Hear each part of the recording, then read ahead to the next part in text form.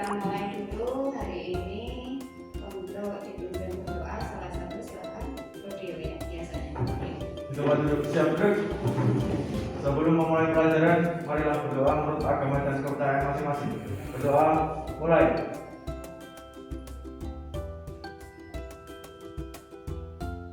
Berdoa selesai. Assalamualaikum warahmatullahi wabarakatuh. Waalaikumsalam warahmatullahi wabarakatuh. Sehat semua anak-anakku? Alhamdulillah. Tetap semangat? Semangat. Selalu tersenyum sesuai dengan semboyan kita. Fisika, yes. Puiin selalu di Hati. Oke, saya ulangi ya. Fisika, Yes. Puiin Selalu di hati. Terima kasih.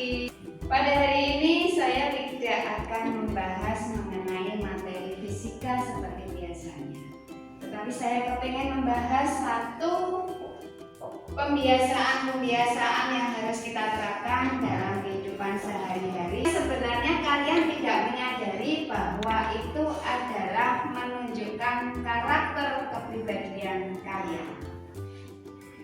Yang saya angkat hari ini mengenai budaya positif. Budaya positif. Budaya positif di sini adalah yang saya katakan tadi, sebuah kebiasaan yang harus kita mulai dari diri kita Sendiri. Lebih dahulu kita yang harus melakukannya. Assalamualaikum. Waalaikumsalam.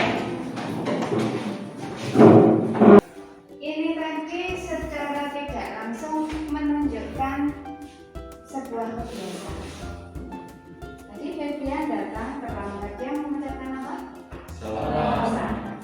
Salam di sini sudah menunjukkan sebuah budaya positif. Karakter kalian bahwa masuk di dalam sebuah ruangan harus mengucapkan apa? Salam. Jadi yang pertama, kebiasaan atau budaya positif yang harus kalian terapkan yang mana adalah mengucapkan Salam. pada saat dia Masuk. masuk ataupun keluar. Berarti pada saat dia nanti sudah melaksanakan. Lanjut. Apakah seperti itu? Begitu dia masuk langsung duduk mengucapkan salam, itu sudah menunjukkan indera tunggunya terhadap orang tua yang saya berada di dalam sini. Tidak. Dalam hal ini, Dok, sayangku semua, bahwa kalian saya harapkan itu berkarakter. Sekarang coba, menurut kalian yang dilakukan oleh Febian tadi, salam sudah. Yang kedua, apakah yang dilakukan Febian masih kurang? Masih. Silakan katakan. Masih kurang. Oh, kalian masih kurang. Kurangnya dalam hal apa? Dalam sopan santun. Sopan santun. Nah, apakah sopan santun termasuk dalam budaya positif? Termasuk. Iya, masuk. Berarti apa yang dilakukan oleh Febian masih kurang, kesalahannya belum menunjukkan sopan santun. Siapa yang bisa mengangkat tangan menunjukkan ke saya apa yang harus dilakukan oleh Febian seharusnya? Silakan. Oke, ready. Meminta izin kepada guru yang ada di kelas dan memohon maaf karena sudah terlambat mengikuti pelajaran di kelas. Terima kasih. Assalamualaikum. Waalaikumsalam. Maaf terlambat. Kenapa kok terlambat? Oh, macam-macam sih. Oke, jadi secara tidak langsung anak-anakku, kemudian sudah melakukan sebuah contoh dengan keterlambatan ya. Kemudian dilanjutkan oleh Gina, itu juga terlambat. Ada bedanya. Kalian mengamati tidak perbedaannya? Iya. Coba pengamatan perbedaannya gimana? Tidak minta izin. Sedangkan Gina, oke, terima kasih. Hebat semua, kalian hebat semua. Kalian bisa membedakan dari dua buah aktivitas yang dilakukan oleh teman kalian. Itu menunjukkan sebuah budaya positif kalian. Jadi, budaya positif yang pertama tadi sudah dilakukan oleh Febian dan Dina adalah mengucapkan salam. Yang kedua yang dilakukan oleh Dina adalah mohon izin untuk masuk untuk mengikuti pelajaran. Ditambah yang ketiga tadi secara tidak langsung Dina mengucapkan ucapan terima kasih. Apakah itu termasuk juga dalam budaya positif? Ya. Jadi yang ketiga adalah terima kasih. Oke, kita lanjut. Sudah ada 3. Sekarang kita lanjutkan sebuah kebiasaan yang kalian tidak menyadarinya bahwa itu juga menunjukkan sebuah budaya positif. Misalkan kamu memerlukan pertolongan kepada orang lain, kamu mau meminjam ballpoint, kamu mau meminjam buku, misal, apa yang kalian lakukan? Apa yang kalian ucapkan? Silakan, angkat tangan, monggo. Oke, Aisyah. Bahwa di setiap keseharian kita harus berusaha menunjukkan sebenarnya kepribadian kita seperti apa. Sebenarnya kata-kata ajaib ini, boleh saya sebutkan sebagai kata ajaib. Ini adalah sebuah pembiasaan yang bisa kita lakukan. Sebenarnya tanpa kita sadari pun kita bisa melakukan. Kita sudah melakukannya. Yakin? Jelas sudah. Kamu sudah pernah minta maaf, sudah pernah melakukan salah, ya pernah? Iya. Cuman kita tidak menyadari bahwa itu adalah sebuah pembiasaan kita yang kita mulai dari diri kita sehingga nanti orang lain akan secara tidak langsung akan kalian anak-anak yang saya banggakan, yakin kalian bisa menerapkan keempat kata ajaib ini. Sanggup? Semangat. Fisika? Itu contoh unggah-ungguh kalian. Selalu dilatih. Semangat. Terima kasih. Assalamualaikum warahmatullahi wabarakatuh.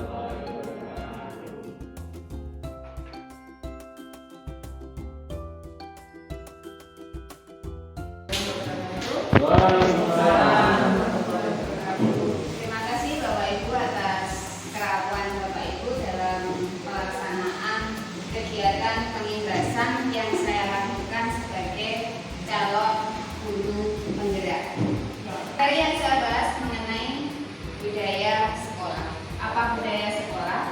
Terlebih dahulu kita harus mengenal adanya sebuah paradigma baru dengan program yang dilontarkan oleh Menteri Pendidikan kita, Mas Nadiem. Ada semacam perubahan yang harus kita laksanakan di dalam proses pembelajaran di sekolah kita, karena sekolah kita sudah termasuk dalam sekolah penggerak. Paradigma barunya, untuk membangun sebuah budaya positif, sekolah perlu menyediakan lingkungan yang positif. Maksudnya lingkungan yang mendukung agar di dalam proses kegiatan pembelajaran siswa terbentuk atau memiliki sebuah budaya positif yang harus kita tanamkan pada diri siswa mulai dari kecil. Budaya positif itu harus dimulai dari diri kita sendiri sebagai guru, kemudian kita contohkan, kita tauladankan kepada murid, sehingga nanti akhirnya murid akan mengikuti apa yang kita contohkan. Jadi kita sebagai tauladannya. Kemudian dilanjutkan, selain menyediakan lingkungan yang positif, berarti lingkungan juga harus aman dan nyaman agar murid mampu berpikir, bertindak dan menciptakan sebuah pembelajaran yang merdeka. Kemarin pembahasan disiplin kali ini akan meninjau teori yang dikemukakan oleh William Dawson yang menyatakan bahwa paparan dari William dan Dawson menyatakan menghadapi murid bahwa ini melalui beberapa tahapan kontrol. Yang pertama adalah ilusi guru mengontrol siswa. Kemudian yang kedua, ilusi bahwa semua penguatan positif, efektif dan bermanfaat. Yang ketiga, ilusi bahwa kritik dan membuat orang merasa bersalah dapat menguatkan karakter. Ilusi bahwa orang dewasa memiliki hak yang memaksa, hak untuk memaksa. Nah, dari keempat ilusi ini, semua kita sebagai guru mengalaminya secara tidak langsung. Bapak Ibu melakukan kontrol. Contohnya seperti ini. Ayo anak-anak silakan dibuka bukunya. Hari ini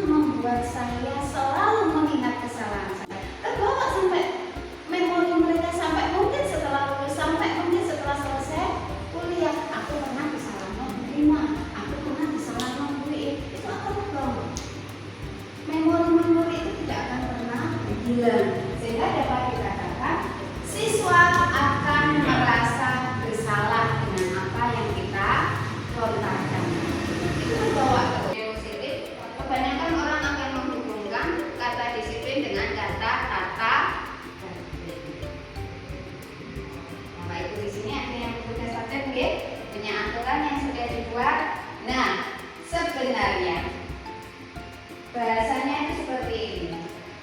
Adanya perubahan paradigma baru.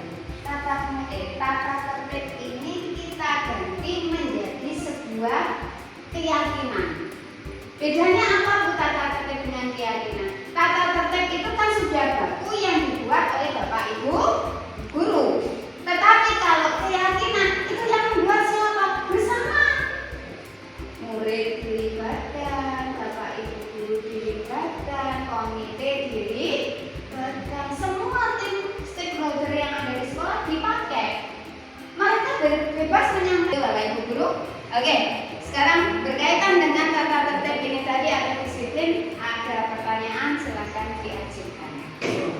Izin mau tanya, Oh ya, ini kan saya pengalaman saya pribadi mungkin ya. Kan kita itu kan maksudnya sesi-sesi per sesi. Terus masih sering saya jumpai anak yang terlambat itu ya itu saja. Jadi dia itu permasalahannya pertama sering terlambat karena kan kita terbatas dari waktu pelaksanaan KPM tahun pertama. Sudah diberi teguran dan besoknya tetap pasti sama seperti itu. Kemudian selain terlambat, yang bersangkutan itu juga kadang itu dijaring. Dia juga tidak mengumpulkan tugas. Waktu tatap muka pun ditagih juga sama, tetapi tidak mengumpulkan tugas. Nah, kira-kira untuk mengatasi siswa yang seperti ini itu tindakan apa sih yang bisa kita lakukan? baik. Kebutuhan dasar manusia. Jadi si anak tadi ini sekalian dengan langkah yang harus saya berikan ini. Jadi gini, misalkan si anak tadi terlambat dan kejadian terlambatnya itu berulang besok dilakukan lagi. Ditambah lagi pada proses pembelajaran daring tidak mengumpulkan tugas. Nah, itu kita sebagai guru itu harus memperhatikan kenapa si anak itu melakukan sampai berulang. Kenapa kok telat sampai berulang? Berarti kita memperhatikan kebutuhan dasar manusia. Kebutuhan dasar manusia bisa bertahan hidup, cinta kasih, kesenangan, kebebasan, penguasaan. Nah, dari kelima kebutuhan dasar hidup ini tadi, anak tadi tergolong yang mana? Kita gali. Misalkan dia melakukan sebuah keterlambatan atau tidak mengumpulkan tugas karena pengen diperhatikan guru. Ben, disayang kalau guru dipanggil bolak-balik. Berarti dia bertahan hidup atau sebuah kesenangan. Itu yang harus kita bedakan. Dia pengen mencari jati diri. Berarti yang mana? Bertahan hidup atau cinta kasih atau penguasaan atau sebuah kebebasan. Dia pengen bebas. Aku juga sak wayang-wayang. Berarti yang mana? Kebebasan. Itu yang harus kita tahu. Kita sebagai guru punya 5 posisi kontrol. 1 sebagai penghukum, yang kedua pembuat rasa bersalah, ketiga sebagai teman, yang keempat sebagai pemantau, dan yang kelima sebagai manajer. Nah, setelah kita memfasilitasi anak tadi, kenapa kok dia sampai melakukan kejadian atau kesalahan yang berulang? Kita tahu oh ternyata anak itu pengen diperhatikan. Berarti dia pengen perhatian lebih. Berarti termasuk dalam kebutuhan cinta kasih, pengen disayang sama Bu Lina misalkan. Dan aku diperhatikan sama Bu Lina. Berarti kan dia butuh cinta kasih. Nah, sebagai guru kita punya 5 posisi kontrol ini. Ada sebagai penghukum dan sebagainya sampai manajer. Nah, kira-kira dari kelima ini mana yang harus kita terapkan? Apakah kita langsung Mbak Lina menghukum siswa tadi? Nah, menghukum itu apakah bisa memberikan solusi untuk siswa agar dia merubah sebuah kesalahan yang pernah dilakukan? Kemudian membuat orang merasa bersalah. Nah, membuat merasa orang bersalah misalkan, nek sampean bolak-balik telat, sampean aku gak bisa ngabulina. Itu sebuah kalimat, sebuah kata yang akhirnya anak berpikir, oh saya kok salah ya di mata Bu Lina. Kemudian sebagai teman, nah kalimatnya beda lagi, pertanyaannya beda. Misalkan yang telat disebutkan siapa Mbak namanya? Misalnya namanya Piano. Nah, Piano misalkan. Maka Mbak Lina Piano memang itu ya. Iya. Favorit. Murid favorit Mbak Lina ya. Dan siapa? Mbak Lina sendiri adalah guru favoritnya untuk Piano. Favorit. Oke, lanjut. Jadi Mbak Lina